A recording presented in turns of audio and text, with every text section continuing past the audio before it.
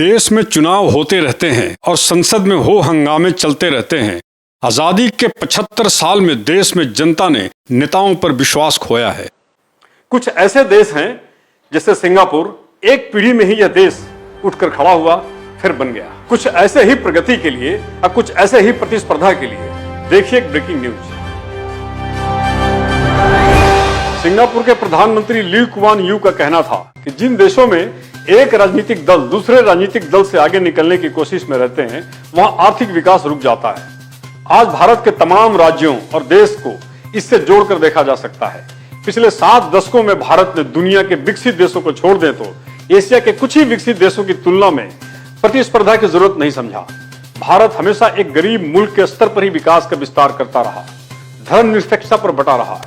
भारत की एशिया के बड़े देशों की तुलना में रसिया और चीन से ना करते हुए हम दिल्ली से भी छोटा देश सिंगापुर की करें तो यह देश की आर्थिक कामयाबी विकास विश्व के तीसरे स्थान पर है। सिंगापुर के प्रधानमंत्री श्री ली कुआन यू ने अरब देशों से घिरे इजरायल और चीन के एक दलीय सरकार के मॉडल को माना।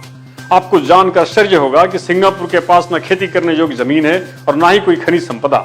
1965 में सिंगापुर में करीब 50% यहाँ की जनसंख्या से आधे लोग अशिक्षित थे और ज्यादातर जनसंख्या भी झुग्गी झोपड़ियों में जीवन बसर करती थी। हिंदू मुस्लिम, मंदिर मस्जिद, किसान, बिजली के तार, सड़क, यह नाम आपने सुना होगा। शायद आप इन्हीं चीजों को विकास नाम के तराजू पर तौलते हैं और सुनहरे देश की कल्पना मात्र में हर 5 साल गुजरता चला जाता है।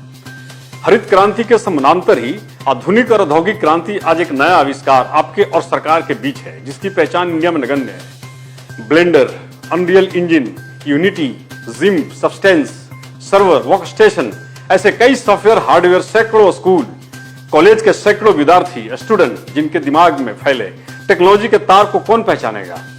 अमेरिका, यूरोप, ऑस्ट्रेलिया या सिंगापुर? यह इंडिया कौन बनाएगा? नेताओं की रैलियों में उमड़े बेकार, बेरोजगारों, अनपढ़ों, भूखों की भीड़? सरकार को घोर पूंजीवादी, पूंजीपतियों के जुगलबंदी यानी क्रॉनिक कैपिटलिज्म के साथ साथ टेक्नोलॉजी के तारों में सुलझे इनके साथ भी जुगलबंदी करनी होगी, अन्यथा देश के निर्माण में मलबे में दबे और दफन होने की दर्दनाक हादसे आप रोज पढ़ेंगे। आज बेहतर करना है तो कल के बारे में सोचिए। टेक्नोलॉजी आज दुनिया की दौड़ है, दुनिया का निर्माण है, पर वह पैर यहाँ टिकते नहीं। इंडिया में वह एक शहर नहीं जहां हम ओलंपिक खेल सके। आप देखते रहिए नेशन टुमारो।